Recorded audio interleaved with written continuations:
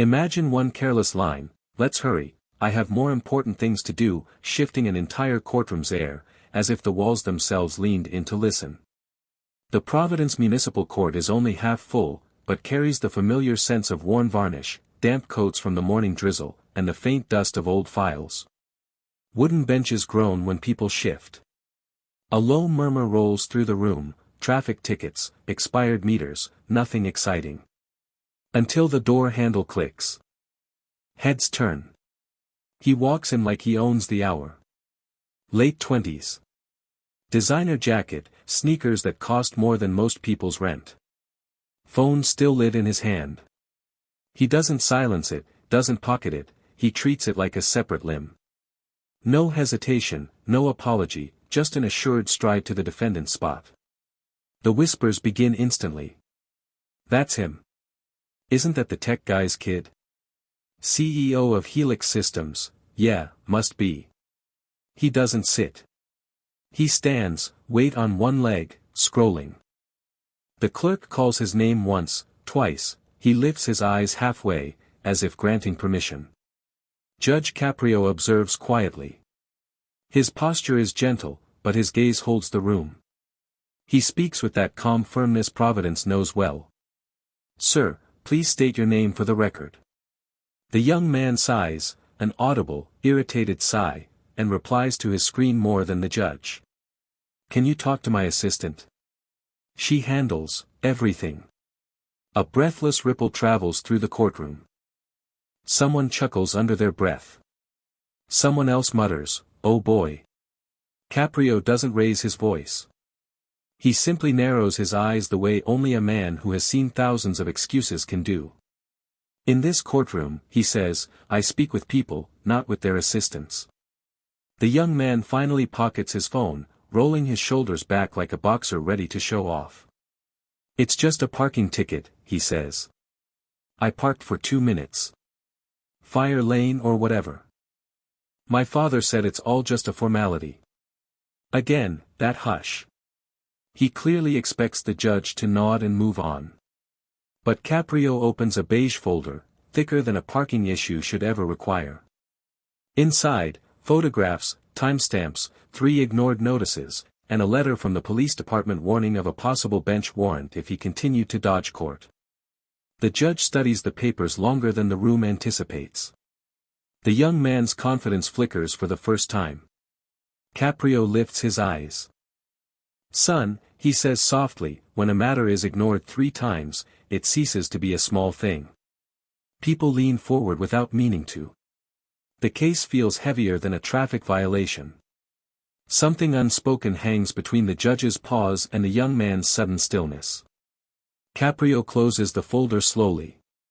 "And I suspect," he adds, "there is more here than meets the eye." The room freezes. The hook is set. Something much bigger just walked into the courtroom with him. Where are you watching from? Let me know in the comments below and don't forget to subscribe to this channel. Judge Caprio doesn't rush. He lets the silence settle before leaning forward slightly. "It seems," he says, "you've learned to move through life above the lines everyone else has to follow. Am I wrong?" The question lands like a slow punch. The young man stiffens, his jaw tightening.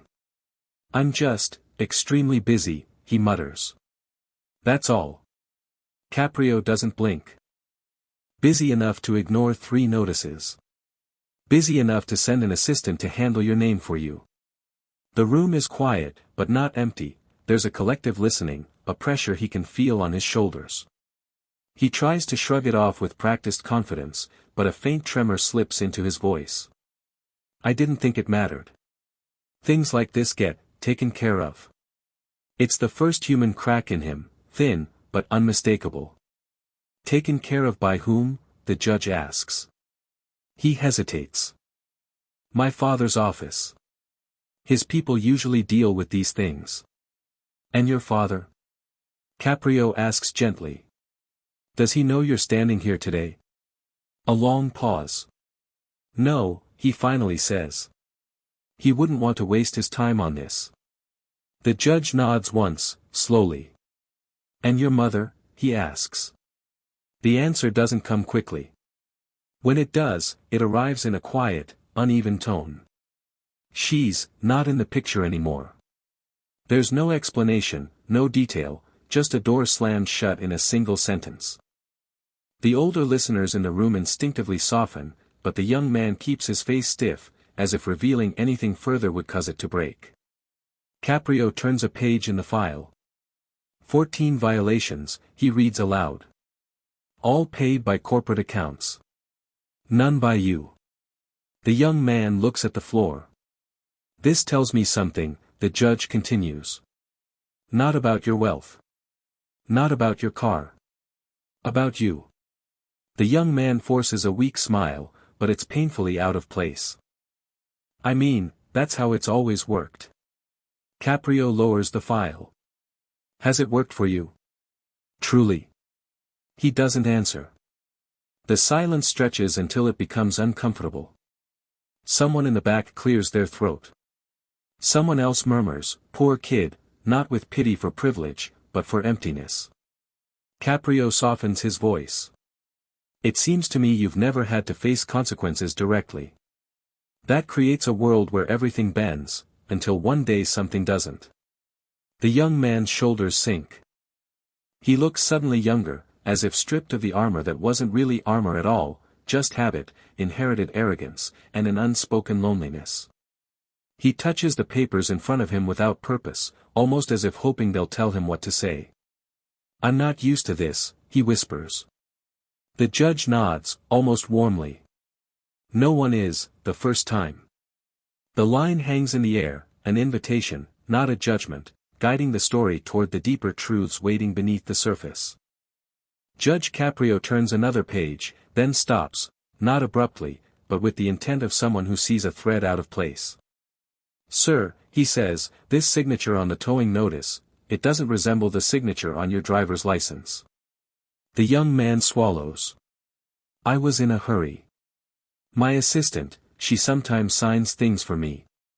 Caprio lifts the two documents side by side. Sometimes is one thing. These aren't even close. The room leans forward an inch without meaning to. He shifts nervously, pulling at the cuff of his sleeve. I didn't forge anything, he mutters. I just don't handle these things personally. That much is clear, the judge replies. He places the papers down, palms open, and now his tone changes, not harsher, simply more exact. I also noticed the incident report was filed in two formats. One typed. One handwritten. That's unusual. A low ripple moves through the audience, half whisper, half disbelief. The young man's cheeks flush. I don't know anything about that, he says too quickly. The judge doesn't argue. He simply looks toward the rear of the courtroom. At that moment, the door opens. A young patrol officer steps in, still in uniform, the kind of presence that carries sincerity rather than authority. Your Honor, he says, I issued the original citation. I'd like to clarify something. The defendant stiffens, recognizing him instantly. The officer continues, voice steady but controlled. The vehicle was stopped in front of a hydrant. When I asked him to move it, he told me, the officer hesitates, choosing his words carefully, that his father pays our salaries. The courtroom freezes. Someone exhales sharply. Someone else whispers, unbelievable. The young man shuts his eyes for a second, as if bracing himself against the memory. I didn't mean it the way it sounded, he says quietly. Caprio's expression doesn't shift, but something cool settles across his face. The officer isn't finished. I wasn't on routine patrol that day, he explains. I was responding to a fire 2 blocks over. A kitchen blaze in an apartment building. We were short on time. A heavier silence spreads, thicker, more serious. I lost 5 minutes trying to get around his car. 5 minutes is, not nothing in a fire. The young man looks stunned, almost dazed, as if the weight of that statement hits him with delayed force. I didn't know, he says, voice breaking into something close to shame. No one told me. Caprio leans forward. That's the problem, he replies softly. You never asked. The young man grips the edges of the podium, knuckles whitening. He looks like someone suddenly realizing there are far more layers to this moment than he prepared for. The judge studies him a moment longer, then glances back at the documents. Your signature missing. Your assistant involved. A firefighter delayed. Something here, he says, isn't lining up. A faint murmur spreads through the room again, not loud, not dramatic, just a shared sense that a much larger story is beginning to seep through the seams. The young man, once defiant, now appears fragile, caught not by accusation, but by the discovery that his actions created ripples he never imagined. Caprio lets the silence breathe before saying, with quiet precision. This isn't just a parking case anymore. The line lands like a stone dropped in still water. The young man doesn't argue. He simply lowers his head, as though bracing himself for truths he won't be able to sidestep next. And the courtroom, sensing a shift too profound to ignore, waits for the next revelation. Judge Caprio closes the folder with a measured tap, then looks across the courtroom. Is there anyone here who can confirm or dispute what happened that day? The question seems routine, until a hand rises from the middle row. A woman in a simple cardigan, hair pulled back, the kind of face people in the neighborhood recognize from early mornings and warm cups of coffee. I own the cafe across from that hydrant, she says. I brought something with me, just in case. The room stills. Even the judge raises his brows, surprise, not skepticism. She walks to the clerk's desk and sets down a small flash drive. These are recordings from my security camera. I didn't know if anyone would ever bother to look, but, here they are. A few heartbeats later, the screen flickers on. The video begins with the young man's sleek car rolling into the frame, too fast for a narrow city street. He slows only when he reaches the curb painted bright red. The hydrant is unmistakable. He glances at it.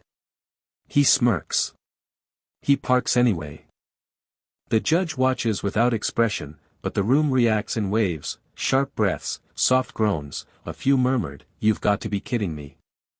Then comes the audio, faint but clear. His voice on the recording. Firefighters aren't busy today. The words settle like ash. Even the defendant freezes, staring at the screen as though witnessing a stranger.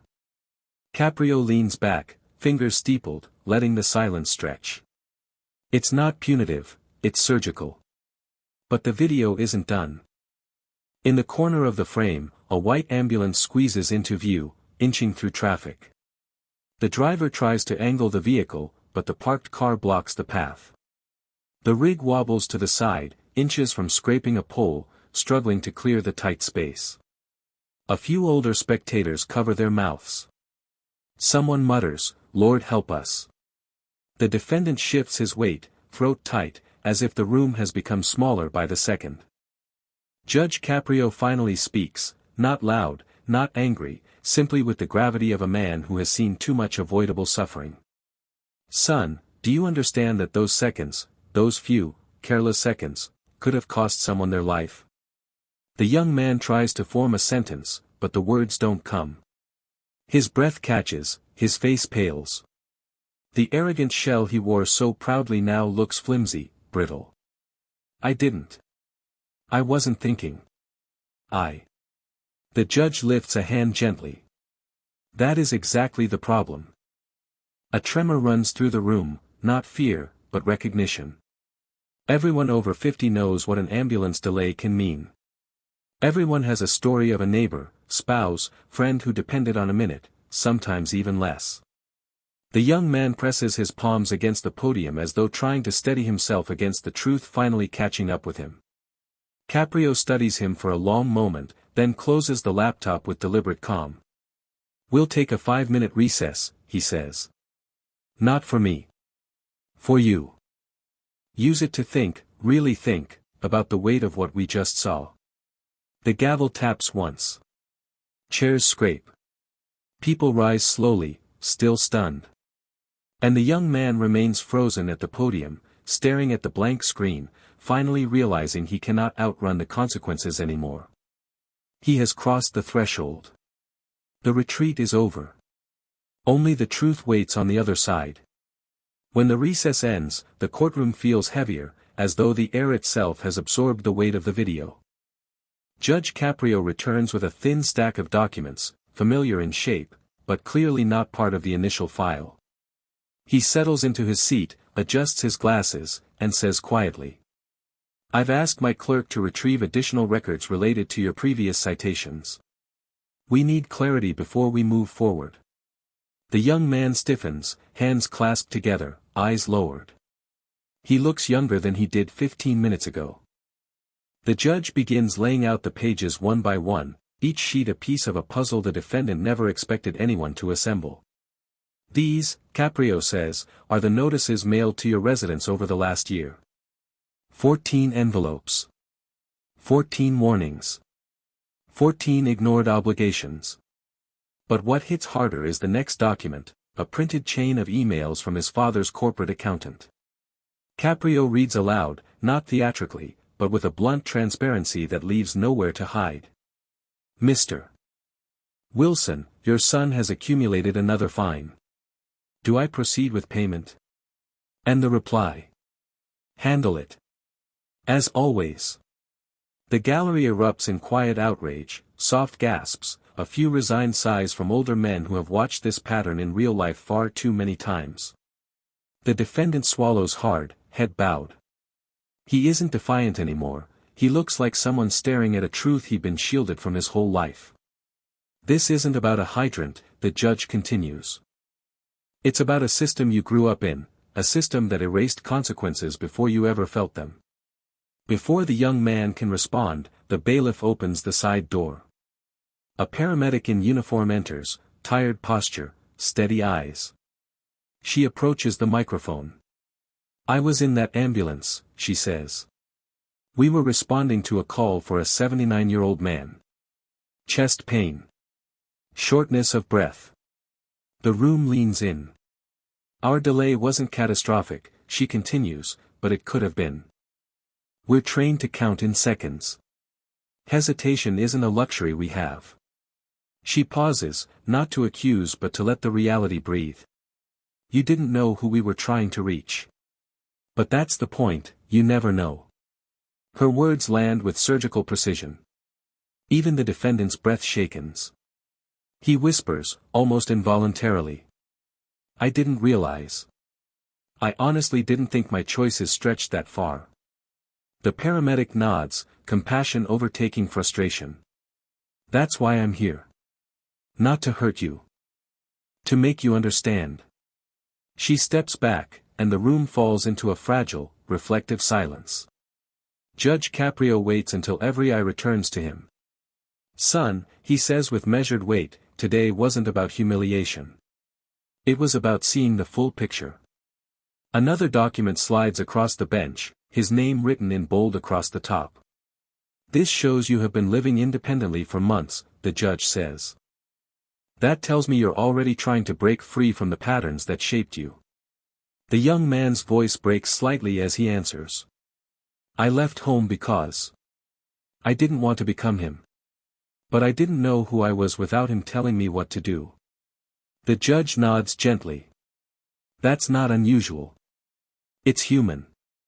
The defendant draws a slow, shaky breath, like someone who has finally stopped running. "I'm tired of being the version of me everyone else built," he says. "I want to earn something for myself. Even if it's just respect." An older man in the back row murmurs, "Good for him," and several heads nod. Caprio closes the final folder. "Well," he says, folding his hands, "we now have truth, context, and accountability. All the pieces are on the table." He leans forward slightly, a quiet gravity in his voice. "It's time for judgment." The room stills once more, this time not with outrage, but with anticipation. Something is about to shift. Not just legally, deeply, personally. And for the first time since he walked into the courtroom, the young man stands fully present, ready to hear it. Judge Caprio does not begin with numbers or statutes. Instead, he looks at the young man for a long moment, as if searching for the right doorway into his conscience. When I was a boy, he says softly, my father worked in a small restaurant on Atwell's. One night, a well-dressed customer walked in, snapped his fingers, and said he didn't wait in lines. A faint smile crosses the judge's face, not amused, but remembering. My father told him, in this city, you're a person. That's enough. The courtroom quiets. Even the fluorescent hum seems to dim. You've lived most of your life hearing the opposite, Caprio continues. But today I hope you heard something different. The defendant nods, slowly, as though each movement carries weight he's never felt before. Caprio straightens a stack of papers, though he no longer needs them. Let's talk about consequences, he says. Real ones. A few in the gallery brace themselves, expecting a harsh financial blow. But the judge surprises them. I will not impose the maximum penalties. Fines alone won't teach what you came here to learn. A ripple of surprise moves through the room. Instead, Caprio announces. 14 citations, $500 each. You may pay in installments so this becomes responsibility, not ruin. The young man blinks, almost startled by the fairness of it. But the judge isn't finished. You will complete 40 hours of community service with the Providence Fire Department. The very station your car obstructed. Someone in the audience whispers, good, under their breath. You will report directly to the captain. You'll listen. You'll learn what seconds mean. The defendant swallows, his throat tight. And, Caprio adds, you will offer personal apologies to the paramedics and to the owner of the cafe whose footage helped us see the truth. Not written, not delegated. Spoken. From you. The words land with the gravity of a verdict far deeper than a dollar amount. The young man steps toward the microphone. His voice is barely above a whisper at first, but steadier with each word. Your Honor, thank you. I've spent my entire life believing problems belong to other people. I didn't realize that avoiding responsibility is its own kind of damage. He inhales shakily. You're the first person who talked to me like I could change. Not like I was stuck being someone else's mistake. A wave of emotion moves through the gallery, quiet, warm, almost protective. Judge Caprio nods in acknowledgement but doesn't soften his gaze. This is your crossroads, he says. You can walk out of here unchanged, or you can walk out of here better. That's a decision only you can make. The young man nods again, this time firmly. I want better, he says. A long, silent beat. Then the judge delivers the line that settles into every listener's memory. Justice is not punishment. Justice is a reminder that we carry each other. For a moment, no one moves. Even the bailiff lowers his eyes, absorbing the weight of it. The session adjourns. The young man steps into the hallway, no phone in his hand, no swagger in his step. Just a quiet, unfamiliar clarity. The paramedic is waiting near the exit. He hesitates, then approaches her. I'm sorry, he says, voice steady but humble. Truly. She studies his face for a moment, then offers a small nod. Start fresh, she replies. We all need a first time. He exhales, almost relieved, and walks toward the doors of the courthouse, toward sunlight, sirens in the distance, and a world he's finally ready to meet without hiding behind someone else's armor. And for the first time since entering the courtroom, he doesn't look above the crowd. He walks among them.